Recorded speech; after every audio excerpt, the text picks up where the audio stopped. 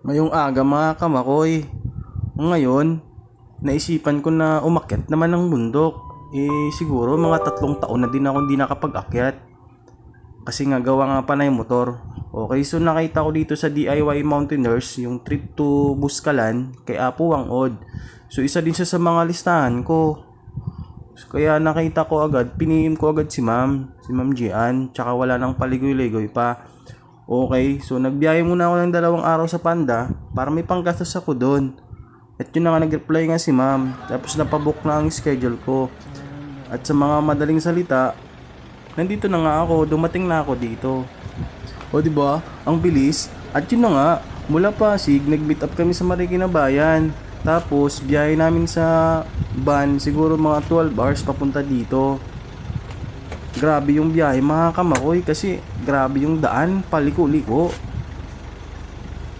At ligtas naman kami nakarating dito mga kamakoy. At yun nga pala, pasensya na pala sa salita ko kasi nga Ilonggo naman ako. Okay? So wala kang pake. Joke lang. Yun nga mga kamakoy. So kung medyo marami kang bitbit, pwede mo naman tawag dito. Basta yung parang pinaka-baggage ko nila papunta dun sa taas. Kasi nga mula dito, ang sabi daw mga 30 to 45 minutes oras papunta dun kay Apo Wangod, paakyat. So siguro kaya naman natin to. Let's go. At yun na nga, naglakad na kami paakyat dun mga kamakoy. Ayun nga pala, pag yung baggage nyo ipapadala nyo dun is 50 pesos dun sa tramline na sinasabi nila mga kamakoy. At yun nga, kasi sobrang excited kami, yun, nagmamadali kami. Tapos yun na nga, siguro mga 15 minutes pababa, tapos mga 30 minutes naman paakyat. Grabe, sobra kakapoy mga kamakoy, nanakit yung bagtak ko ya. Grabe gid, nanibag ogid ko. Yung mga kamakoy, sige, tuloy lang namin. Ako pala yung nasa huli. Okay, para hindi ako maligaw. Tama. Dito, nagpahinga muna kami kasi medyo pagod na kami lahat. Tapos binigay sa akin ni ate yung Alfonso daw para hindi daw mawala. Ako magdadala. Yun nga makoy. So medyo malapit na kami kay Apo. Medyo matagalan talaga kasi nga panay pahinga kami. Kasi nga pagod na. Okay.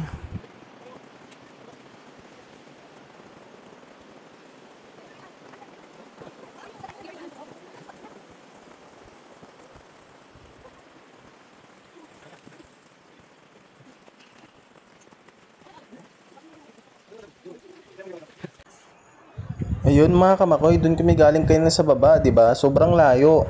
Okay, siguro mga 45 minutes din akyatan. So narating na namin dito kay Apo Wangod.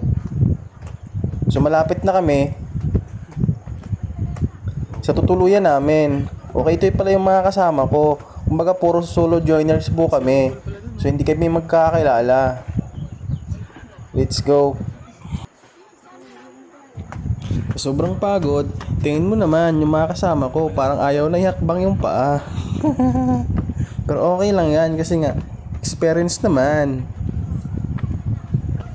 At dito pala kaya po Wangod, ang ganda dito. Grabe. Sarap mamuhay. 1 hour later. Yun na nga mga kamakoy, at nakarating na kami dito sa tutuluyan namin. Grabe, sobrang ganda ng view dito sa taas. Yun no, kita nyo naman. Yun, okay. So ito yung pangalawang palapag. Sa baba may nakatira yung may-ari. Ito yung para sa amin. Okay, ito yung mga kasama namin, medyo pagod. Okay. Tapos ito yung organizer namin, tsaka yung driver namin. Shout out sa kanilang dalawa. Kay Ma'am Jean, tsaka kay Kuya Pada. Okay, so susunod kung gusto kayo mag-book pa Buskalan, PM nyo po yung Alak Biyahero. Okay, ito naman po yung tira namin sa taas, yung tulugan namin. Tigi-isang kama. Okay. Sa baba yung kainan.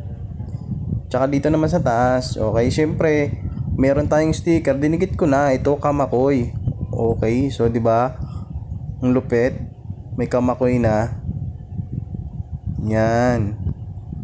Tapos maya maya na tumawag na si ma'am. Kasi nga kakain na daw ng pananghalian.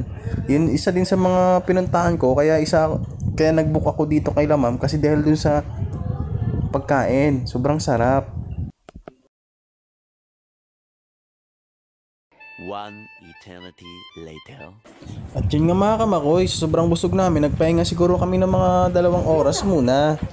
Tapos mga bandang alas 3, bumaba na kami para kay Apo Wangod. Para dun sa registration. Kasi nga, pila-pila. Okay, so nung pumunta kami dito, ganito na karaming nakapila. So pang ilang batch na po kami. Ito ngayon, nakabreak pa si Apo. So hintayin muna namin. Dito siya mamaya pipwesto sa may 2 upuan. Okay, ito pa yung mga naka-line up.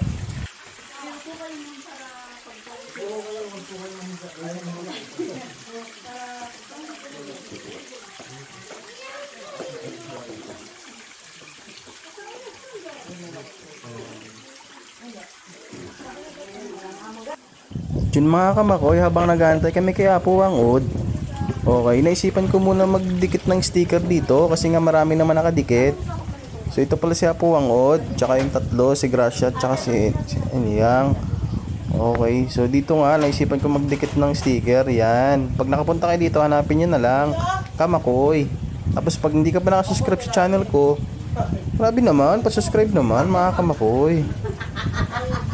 Tapos mag-comment din kayo para ma-shoutout kayo mga Kamakoy. Yun na nga, medyo kinakabahan ako kasi nga first time ko magpatato. Eventually. At yun na nga Kamakoy, ako na yung susunod na sasalang. Grabe, sobrang na-miss ako kay Apo. Siguro sobrang dami kanina, sobrang lakas niya. Tapos sobrang amo ng mukha niya, parang hindi halatang 107 years old. Grabe, nakaka-miss siya. Oh, marami pa nakasalang mga Kamakoy. At yun na nga, yan, tinutuldokan na ni Apo. Naisipan ko pala dito magpatato, 3 dot lang naman. Tsaka first time ko.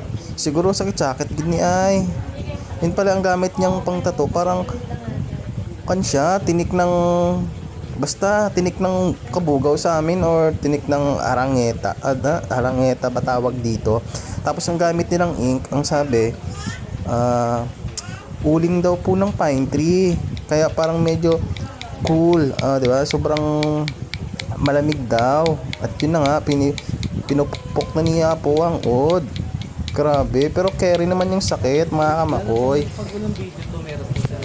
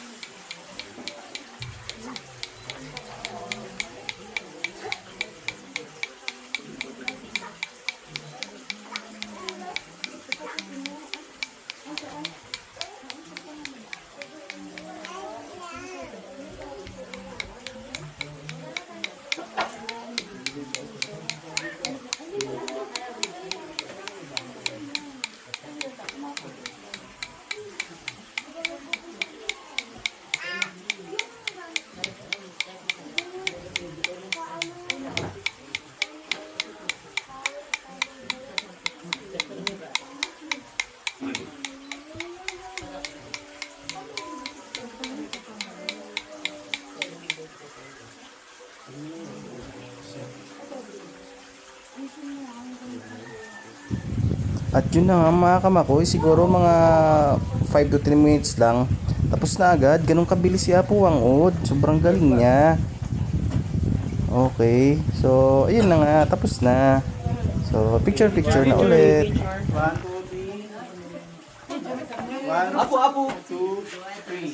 1, 2, 3. Last, 1, 2, 3. Last, 1, 2, 3. Okay. Next po, next tattoo. Group pick. Okay, thank you. Video pa rin ba? Ato kami na lang. Yung ina ni Padre sa...